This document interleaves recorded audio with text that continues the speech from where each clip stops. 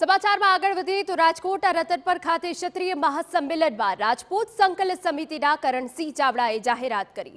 ક્ષત્રિય સમાજે 19 તારીખ સુધીનું અલ્ટિમેટમ આપ્યું। જો રૂપાલા 19 એપ્રિલ સુધી ફોર્મ પરત ન ખેંચે તો આંદોલનનો બીજો તબક્કો શરૂ થશે। બીજા તબક્કાની રણનીતિ અંગે સંકલન સમિતિએ નિર્ણય લીધો, જે સમય આવે જાહેર કરાશે। તો હું સરકારને ભારતીય જનતા પાર્ટીના હાઈકમાન્ડને કહેવા માંગુ છું કે હવે પાર્ટ 1 પૂરો થયો અને અમે દડો ફેંક્યો તમારા ખોળામાં, બરોબર છે ને? તમને 19 તારીખ સુધીનું અલ્ટિમેટમ આપીએ છીએ એટલા માટે કે 16 તારીખે ફોર્મ ભરેલું હોય તો 19 તારીખે પાછું ખેંચી શકાય। એટલે આટલો બધો મોટો સમાજ અને ભારતીય જનતા પાર્ટીનું પાછું સૂત્ર છે કે વ્યક્તિ છે દલ બડા ઓર દલ સે બડા દેશ। તો રૂપાલા તમે દેશથી મોટા નથી, સમાજથી મોટા નથી, એ કહેવા આવ્યો છું। હવે ભાગ 2 ચાલુ થશે।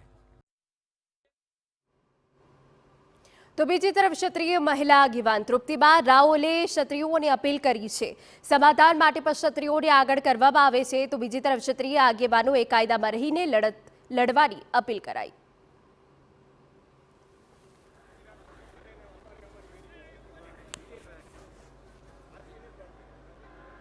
આપણે આપણું કામ કરવાનું છે, કાયદાની મર્યાદામાં કરવાનું છે, શિસ્તબદ્ધ રીતે કરવાનું છે। જે કોઈ પ્રોગ્રામો જિલ્લા લેવલે, તાલુકા લેવલે આ બધું સ્વયંભૂ ચાલે છે। આ કોઈ પૂર્વ આયોજિત લડત નથી, સ્વયંભૂ લડત છે અને એક એક ક્ષત્રિયની લાગણી ગવાણી છે।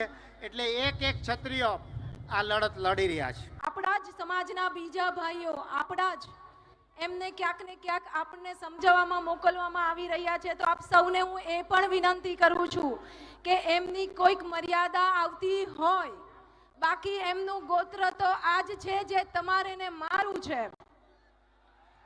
એટલે લોહી તો એમનું પણ મુકળતું હોય, પણ આપણે એના હોદ્દાનું, એમની મર્યાદા જાળવશું।